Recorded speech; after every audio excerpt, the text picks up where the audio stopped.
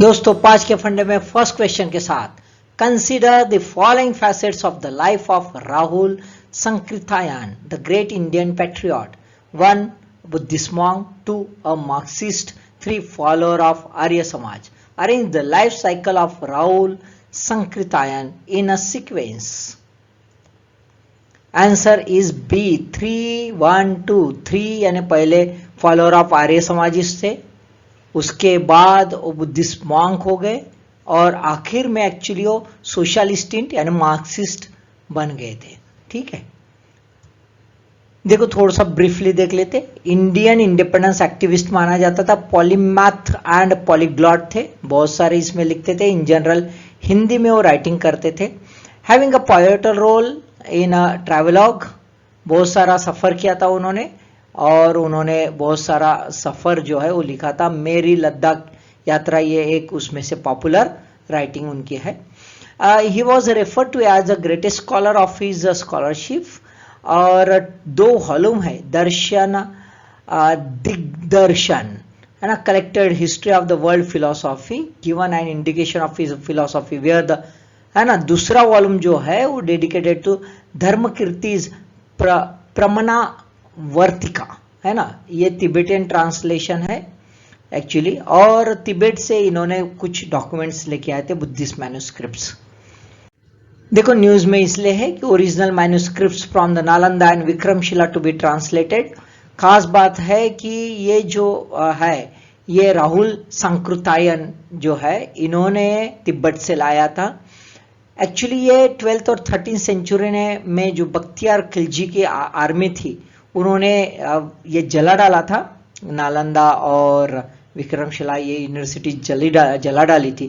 तो यहाँ से कुछ मॉन्क्स जो है लद्दाख भग गए थे और अपने साथ जो मैन्युस्क्रिप्ट लेके गए वहां पे उसका कंजर्वेशन हुआ। और जब राहुल संकृतायन जो वहां पे गए और उन्होंने वहां से वो ओरिजिनल डॉक्यूमेंट लाए। अब ये बिहार के म्यूजियम में रखे गए थे। तो बिहार जो है इन्होंने MOU साइन कर लिया अभी, central institute of higher Tibetan studies at Sarnath, और उसके आधार पर ये मैन्युस्क्रिप्ट का अभी ट्रांसलेशन किया जाएगा। ओरिजिनल मैन्युस्क्रिप्ट ये कौन से लैंग्वेज में दोस्तों ध्यान में रखो, संस्कृत है ना। मतलब ये बुद्धिस्ट मैन्युस्क्रिप्ट है लेकिन ये संस्कृत में लिखी गई है क्योंकि बाद में ये संस्कृत में ही लिखी जाती थी। ठीक है, अब ये जो है म्यूजियम जो है, ये म्यूजियम कहाँ पे है, पटना में म्यूजियम है और यहाँ पे सब डिस्प्लेड रखा गया है। दोस्तों second question, mule is the hybrid species of crossing between 1 jack, 2 mare, 3 jenny, 4 stallion. Use the correct code. Answer is A 1 and 2 only, jack and mare है ना। हमें इन जनरल मेल डोंकी फीमेल ऐसा यही मालूम है, ये थोड़ा सा ध्यान में रखना बहुत जरूरी है। ठीक है, देखो मेल डोंकी, जैक यानी मेल डोंकी और मेयर यानी फीमेल हॉर्स, इनका जब क्रॉस ब्रीडिंग हो जाता तो म्यूल तैयार होता। लेकिन जब जेन यानी फीमेल डोंकी और स्टैलियन यानी मेल हॉर्स, इनका जब क्रॉस ब्रीडिंग होता है तो हीनी तैयार हो जाता है। म्यूल जो है ये काफी रफ एंड टफ होता है। क्यों न्यूज में आया देख लेते हैं दोस्तों।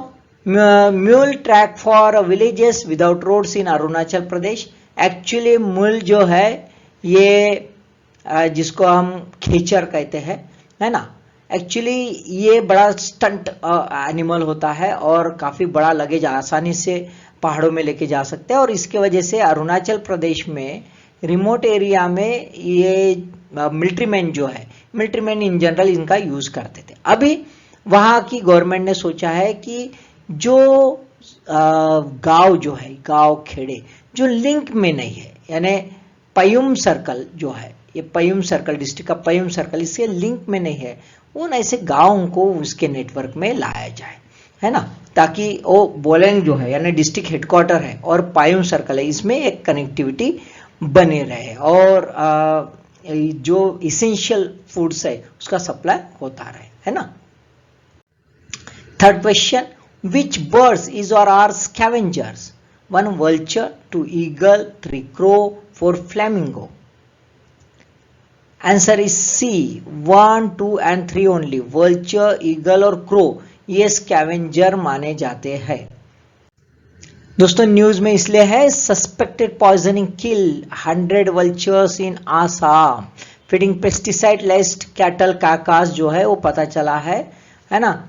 अभी जो एक्टिविस्ट है they succeed to manage the save of 12 Himalayan griffon, जो वल्चर 100 के करीब मर गए लेकिन 12 बचा सके, साथ में एक स्टेपे ईगल भी बचा सके, क्योंकि ईगल भी ये जो है ये स्कैवेंजर ही है। A study by the Bombay Natural History Society and together with other organizations in 1990s found that कि population जो है ये जिप्स ग्रुप का Himalayan griffon, white back and slender billed जो है वल्चर्स, इनकी जो तादाद है वो धीरे धीरे इंडिया और नेपाल में काफी कुछ कम हो गई है ना। पहले अराउंड 40 मिलियन थे, अभी 99.99% जो डिक्लाइन हो चुके हैं सिर्फ पिछले 2 दशक में। तो ये सोचने वाली बात है कि एक जो हम कहते हैं ना एक पिरामिड होता है ना, उसका टॉप मोस्ट बंदा जो है वो चले जा रहा है, स्कैवेंजर चले जा रहे हैं, तो साइकिल जो है, लाइफ साइकिल जो है वो डिस्टर्ब हो सकती है और डाइवर्सिटी न रहने की वजह से थोड़ा सा सस्टेनेबिलिटी को प्रॉब्लम आ सकता है। Fourth question, the great barrier reef of Australia was declared UNESCO's world heritage site in 1981। On what basis it acquired this status, कौन से बेसिस पर जो है ग्रेट बैरियर रीफ को ये स्टेटस मिल गया था वर्ल्ड हेरिटेज साइट का। 1 superlative natural beauty, 2 extensive biodiversity, 3 habitat of some near extinct species, 4 biodiversity under threat due to the climate change. Answer is B 1 and 2 only, सिर्फ superlative natural beauty और extensive biodiversity, इस आधार पर UNESCO ने इनको world heritage site का दर्जा दे दिया था। न्यूज में क्यों है दोस्तों? न्यूज में इसलिए है कि अभी कोरल ब्लीचिंग जबरदस्त हो रहा है, पर्टिकुलरली आफ्टर 1995, जहां पे टेम्परेचर ओशियन का बढ़ गया था because of the climatic change. और जो great barrier reef marine authority of Queensland है वो अभी फेल हो गई है कोरल ब्लीचिंग बचाने को। तो ऑब्वियसली यूनाइटेड नेशन डेलीगेशन अभी आके देखना चाहता है कि भाई इसके हालात कितने बुरे हैं, whether it to be put into the category called as a endanger, ये कैटेगरी में रखा जाए। खैर इंडेंजर ये कैटेगरी में रखा गया है तो इसका तो स्टेटस तो तुरंत निकल नहीं जाएगा, लेकिन ये खतरे की घंटी है भाई। अब ग्रीन पीस जो है ये कहते हैं कि ये ला नीना जो कंडीशन है इसके वजह से ब्लीचिंग ज्यादा बढ़ रहा है। Last question, find out the correct pair based on the happiness index 2022 report. 1 Afghanistan place bottom of table due to the deep humanitarian crisis. 2 Lebanon placed second from last due to the longest civil war. Use the correct code. Answer is A, only 1 is correct. Afghanistan ये सबसे आखिरी में है दोस्तों। Why? Because of the deep humanitarian crisis after occupation of by the Taliban. लेकिन Lebanon में जो है ये longest civil war के वजह से नहीं है। क्या है न्यूज देख लेते। Finland rank happiness country for the 5th year. Finland ये हैप्पीएस्ट है, अफगानिस्तान अनहैप्पीएस्ट है। ये 2 पोल हो गए, ठीक है। अब बल्गेरिया, रोमानिया और सर्बिया जो है इनका वेलबींग में अच्छा परफॉर्मेंस रहा, लेकिन लार्जेस्ट फॉर रैंकिंग में लेबनान, वेनेजुएला, अफगानिस्तान, इसका बहुत ही बुरी तरीके से हाल हो गए। लेबनान जो है यहाँ ये इकोनॉमिक मेल्टडाउन हो गया and therefore failed second last from just below the Zimbabwe. यानी हम आखिरी में देखें तो सबसे आखिरी में अफगानिस्तान, उसके जस्ट ऊपर लेबनान और उसके जस्ट ऊपर जिम्बाब्वे। इतने बुरे हालत है।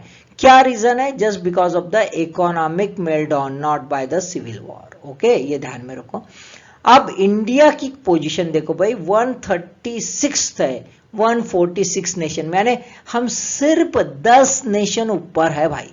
तो बहुत ही बुरे हाल है। ये पूरा मैप देख लो, मैप में जो ये एरिया, ये देखो ये एरिया नीला नीला एरिया, अब ब्लूइश कलर, इंडिया का भी देखो ब्लूइश कलर, 3.8 बहुत ही बुरे हाल है। 3.8 यहाँ पे हम कहे तो भी है ना, बहुत ही नजदीक है भैया हम, तो बड़े बुरे हालत है। क्या है देखो, को ऑथर कहता है जेफरी सैच, क्या कहते हैं, बहुत ही इंपॉर्टेंट है।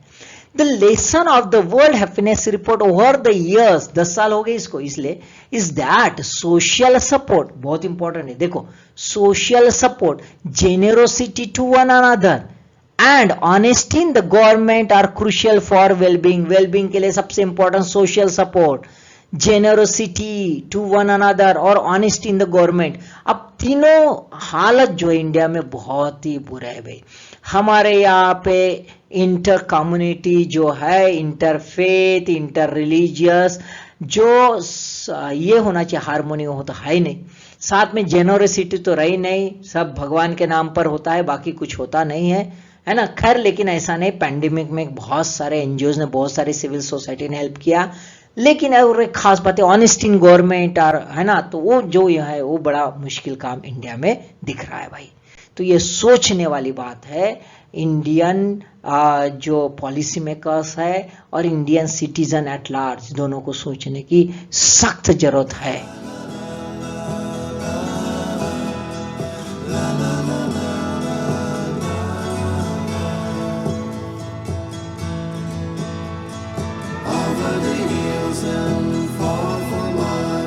She's waiting for